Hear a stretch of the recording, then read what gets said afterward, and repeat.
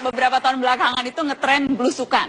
Ya. Tapi ternyata Anda sejak tahun 2006 itu sudah melakukan, termasuk bahkan menginap di rumah warga. Alhamdulillah bisa kita laksanakan. Apa yang Anda cari dengan menginap di rumah warga itu?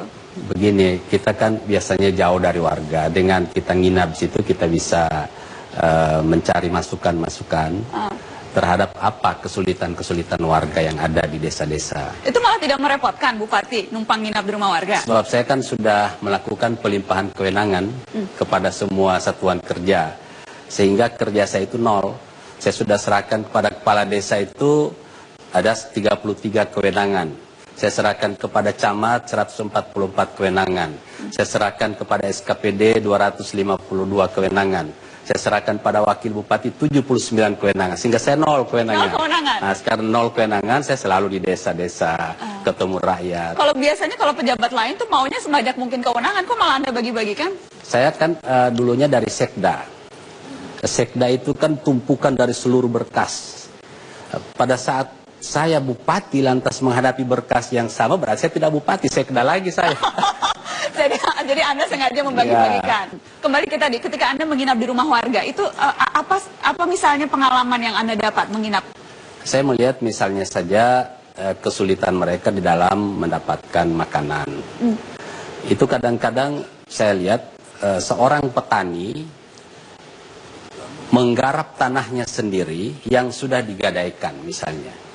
Sehingga saya bilang, Anda baru panen, kenapa makan jagung? Karena hasil panen ini saya serahkan kepada pemilik uang atau tengkulak. Karena itu saya harus menyiapkan benih saja untuk saya tanam lagi. Nah, karena itu saya mengambil kebijakan untuk melakukan penebusan lahan-lahan petani yang tergadaikan. Nah, sehingga bagi mereka yang lahan-lahannya tergadaikan, saya tebus, misalnya 10 juta, sudah 10 tahun, 15 tahun mereka tidak bisa tebus lagi.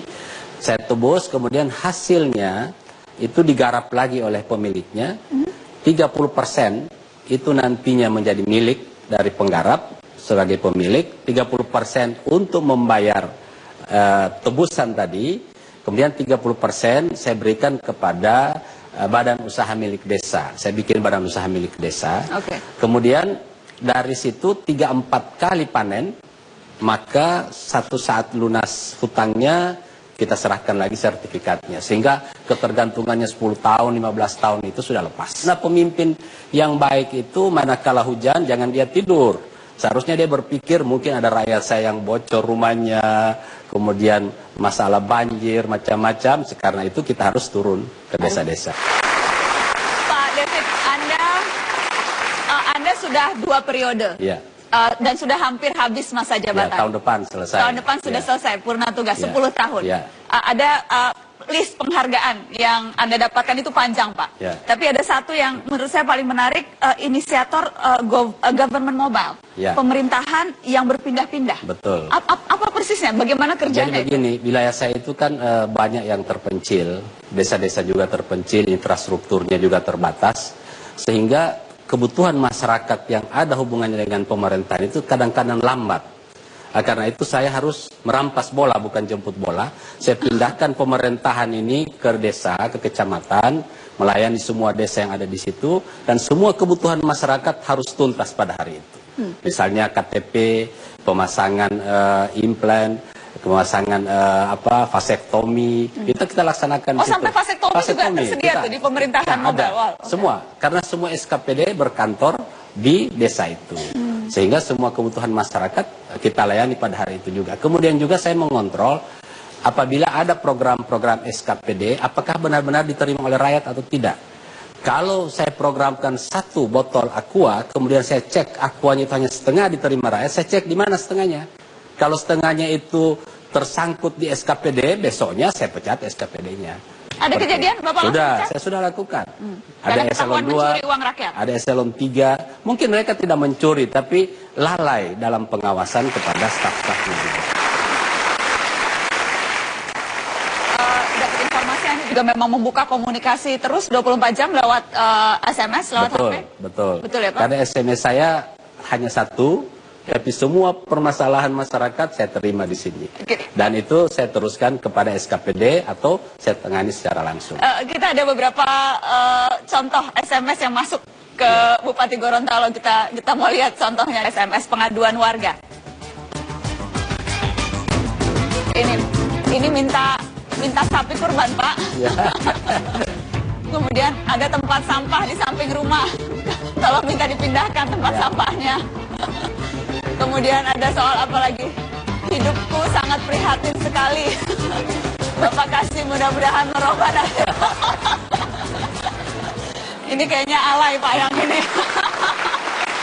Bahkan ada SMS ke saya yang tidak masuk akal. Pak Bupati, subsidi tank kami sudah penuh, tolong disedot. Nah, seperti itu. Sampai seperti itu. Minta disedot. Ya, minta disedot. Dan apa yang Anda lakukan, Pak, dengan saya perintahkan SKPD yang bersangkutan, camat, untuk langsung ditindakan secepatnya. Dan alhamdulillah bisa. Oh, ya, seperti itu. Yang juga menarik adalah program kesehatan ibu hamil. Ya. Anda bukan hanya melibatkan bidan, bukan hanya melibatkan dokter, tapi polisi, tentara Anda juga ikut libatkan untuk ibu hamil, Pak. Ya. Begini, tingkat kematian ibu hamil di Gorontalo masih cukup tinggi, sehingga dipaksakan dengan menyebarkan seluruh tenaga medis, toh sulit juga karena masih ada budaya masyarakat yang masih mempercayai bidan-bidan kampung yang dianggap sudah pengalaman, tua, kemudian juga bukan hanya sekadar melahirkan, tapi hanya tepuk di meja saja langsung keluar bayinya. Nah itu seperti itu. Nah, sehingga kepercayaan-kepercayaannya saya hilangkan. Karena itu saya paksakan mereka ke puskesmas. Dengan catatan kalau di puskesmas kan gratis, sudah dibiayai oleh pemerintah daerah, dibiayai dari pusat.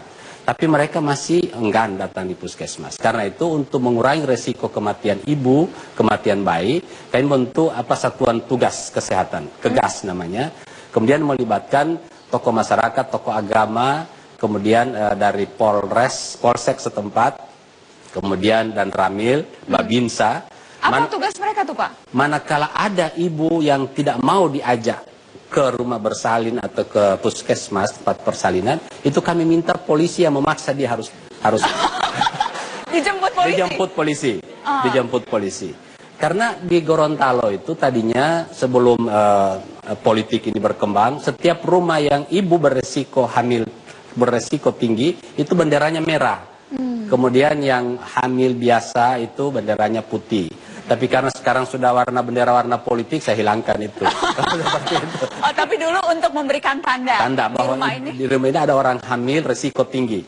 Sehingga sudah dicatat mobil-mobil yang ada di tetangganya, begitu kejadian tengah malam bisa diketuk dan menjamkan mobil. Menjamkan mobil untuk kemudian langsung dibawa. Bahkan saya sendiri pernah datang di satu tempat, kemudian mengeluh orang sakit.